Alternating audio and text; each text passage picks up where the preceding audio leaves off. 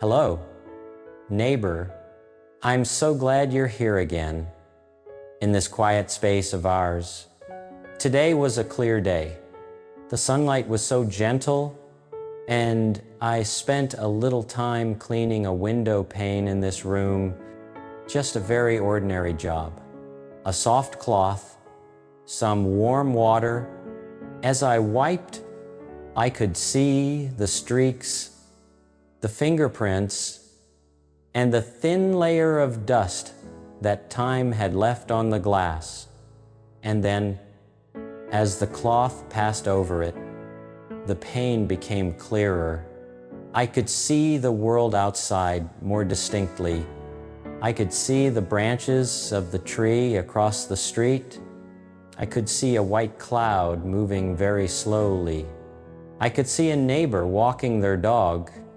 But there is an interesting thing about a clear pane of glass as you look through it to see the world outside. If you look closely, you can also see a faint reflection of yourself. Your own image and the world outside seem to merge on the same surface.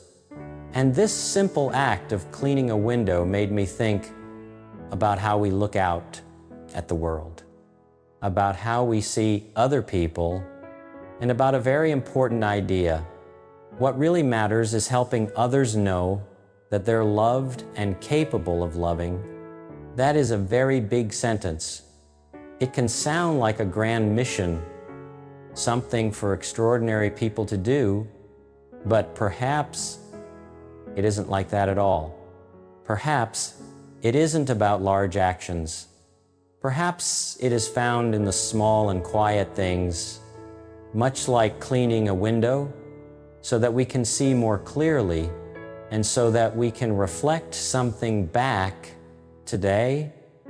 Maybe we can very slowly explore the two parts of this idea together. The first part, helping others know that they're loved.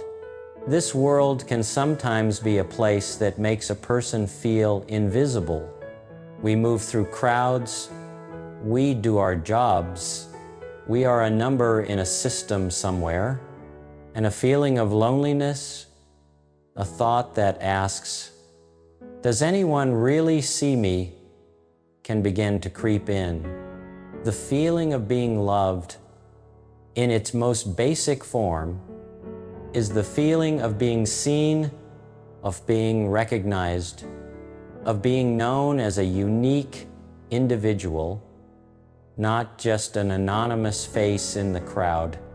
So how can we help another person to feel that it doesn't always have to be the words, "I love you"? Although those words are very important too, but often it is expressed through small acts of attention. I think of a little coffee shop in the Shady Side neighborhood of Pittsburgh. It's an ordinary coffee shop, but it's always busy. The person who works there, a young woman named Anna, has a remarkable memory. But it's more than just memory. It is care. Every morning when Mr. Henderson, a retired school teacher, walks in, Anna will smile and say, "Good morning, Mr. Henderson," the usual black coffee, no sugar. She knows his name, she knows his order. That act in itself is a gift. It says to Mr. Henderson, you are not just a customer. You are Mr. Henderson. I know you. Your presence here matters. And sometimes Anna does even more. She might ask, "Is that a good book you're reading today?" Or, "I bet your rose bushes are loving this weather." She has paid attention. She has listened to the small bits of stories that Mr. Henderson has shared over time, and she reflects them back to him. She is wiping the window between them so she can see him more clearly, not just as a customer, but as a whole person. Each time Mr.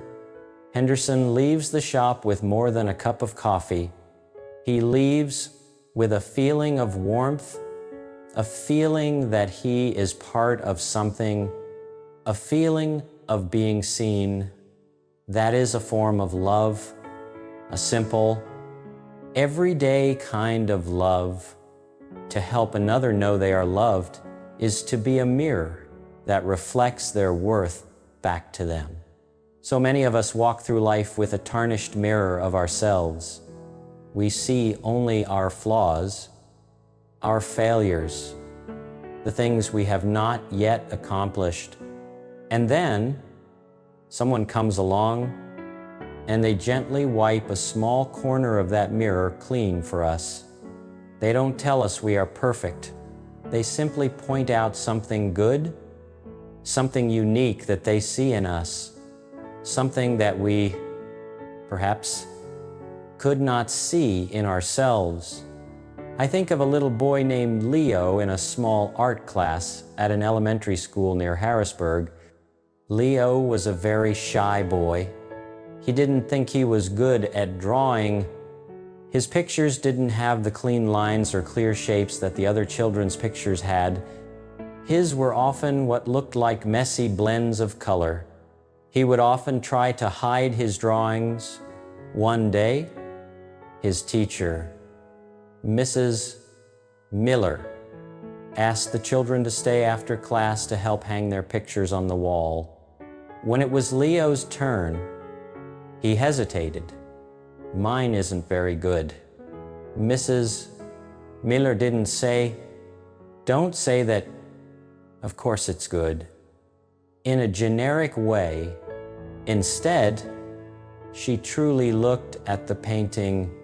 She looked for a long time, and then she said, very gently, "Leo, do you know what is special about your painting? It is the way you use color. You are not afraid of it. You let the blue flow into the green.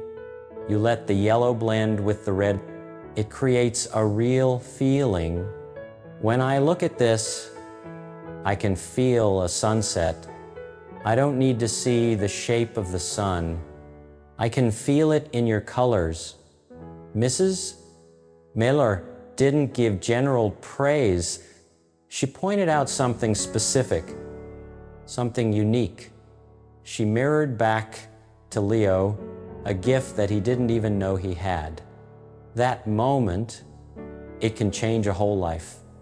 It might have been the first time Leo thought, "Oh, there is something about me that is special. There is something that is of value. That is an act of deep love.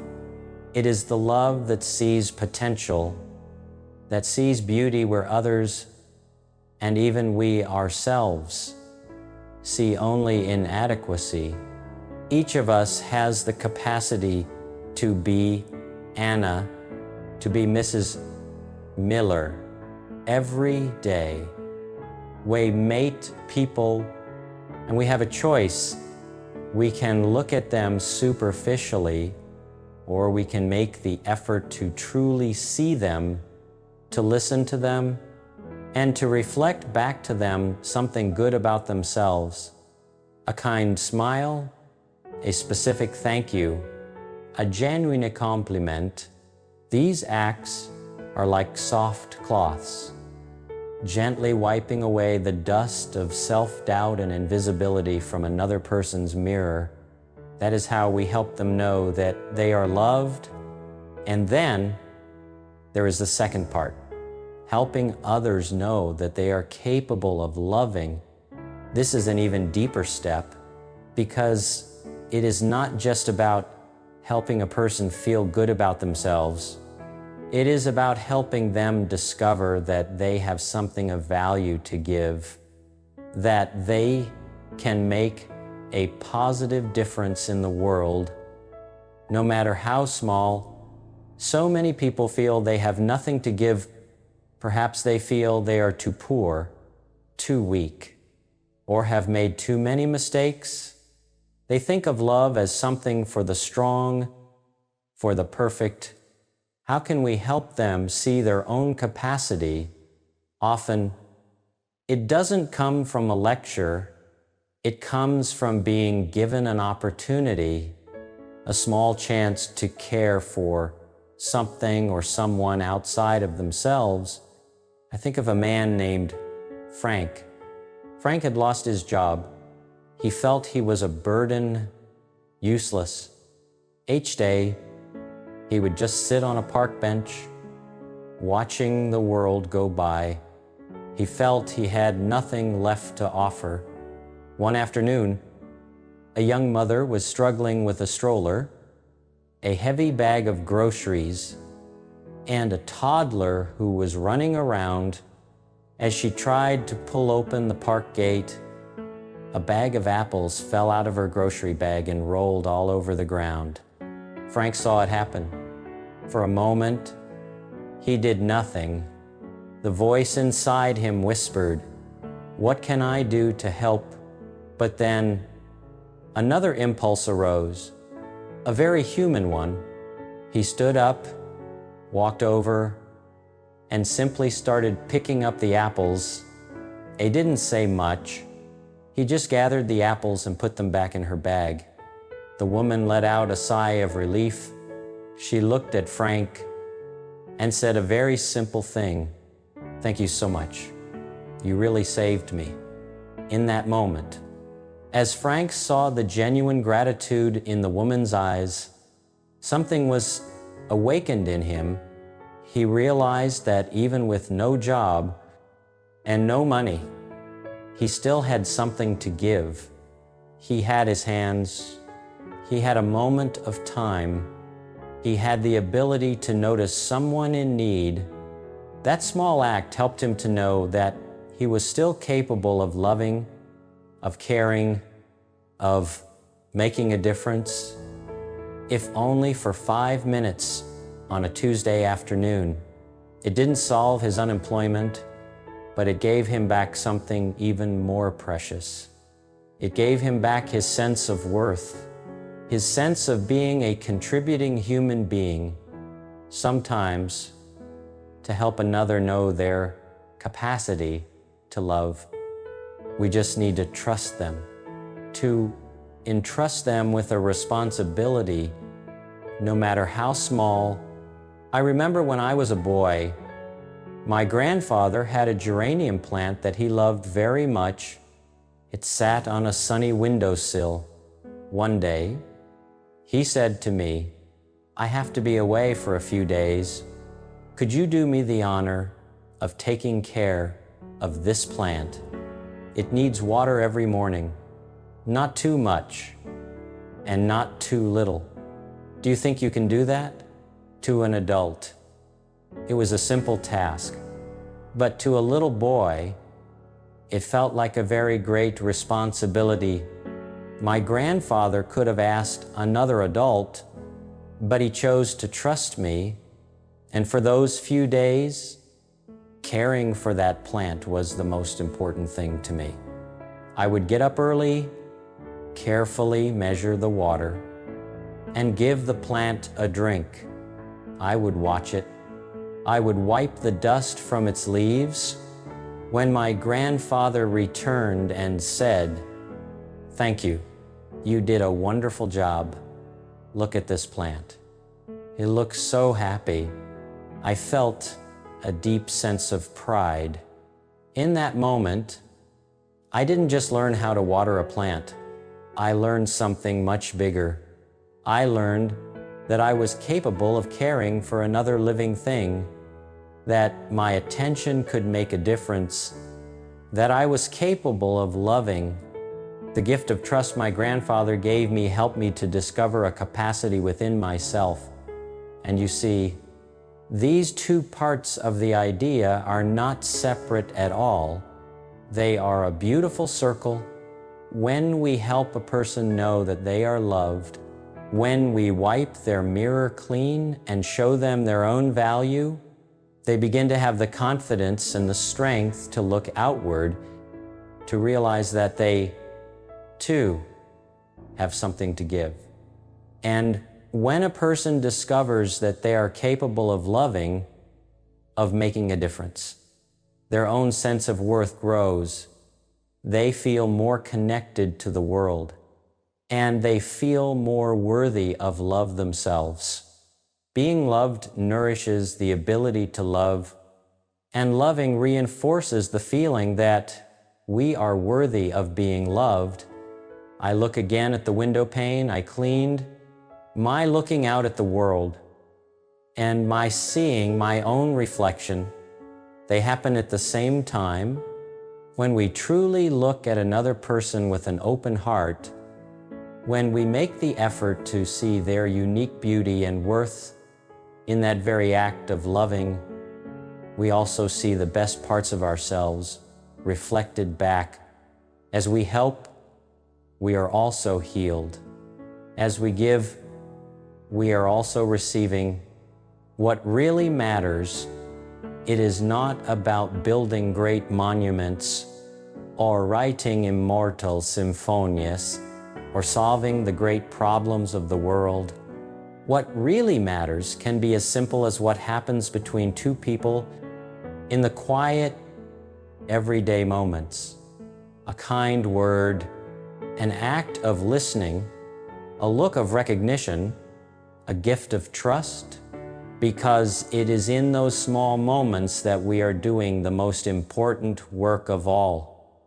We are helping a neighbor, a friend, a child, a stranger, and ourselves to know the two most basic and beautiful truths of being human, that we are loved, and that we are capable of loving, and perhaps there is nothing more important than that. You've made this day a special day just by being you, a person who is loved and who is so capable of loving. Thank you for being here. My neighbor,